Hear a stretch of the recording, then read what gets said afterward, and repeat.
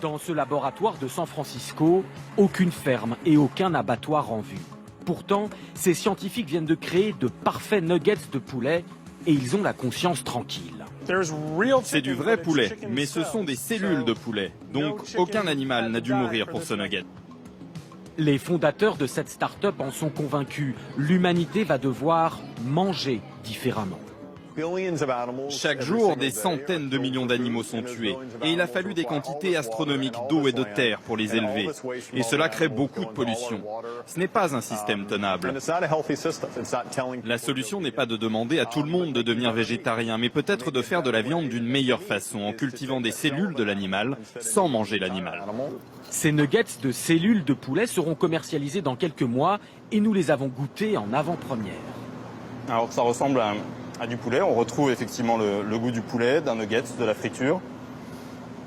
Ce qui va être un petit peu différent, sans doute, c'est que la texture n'est pas vraiment celle de la viande. On a quelque chose qui se rapproche plus de la viande hachée. Mais en termes de goût, on retrouve vraiment le goût du poulet. Et donc, de ce côté-là, c'est plutôt convaincant. Pour comprendre cet incroyable tour de passe-passe scientifique, il faut se rendre en Israël. Ici, une autre équipe expérimente le même principe avec de la viande de bœuf. Donc on a en fait nos propres vaches dans le laboratoire. Ça c'est Gertrude et Alberta. Et à l'intérieur de ces vaches, les tissus et les cellules se développent de la même manière que dans un animal dans la nature. Le principe est d'extraire une cellule de muscle d'une vache vivante.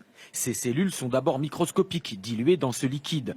Les scientifiques font grandir et proliférer ces cellules, un procédé similaire à ce que les médecins font pour produire des tissus, pour des greffes de peau par exemple. Sauf qu'ici, ces cellules vont produire de la chair. Dans ces boîtes de culture, les bouts de viande commencent à se former. Ces incubateurs sont une vache contrôlée ou artificielle, dans laquelle les cellules retrouvent leur environnement d'origine et continuent à se développer comme si elles étaient à l'intérieur de la vache. Elles ne voient pas la différence.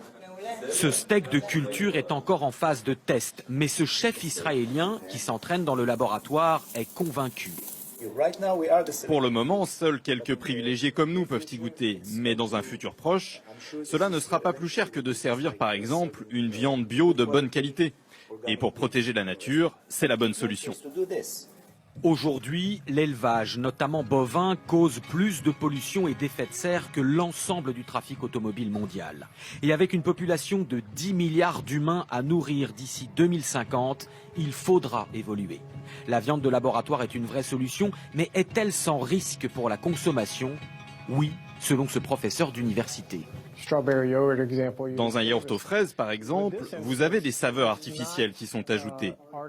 Ici, dans le cas de cette viande, ce n'est pas artificiel. Vous n'essayez pas d'imiter, mais de créer une réplique exacte de la structure cellulaire de la viande d'origine.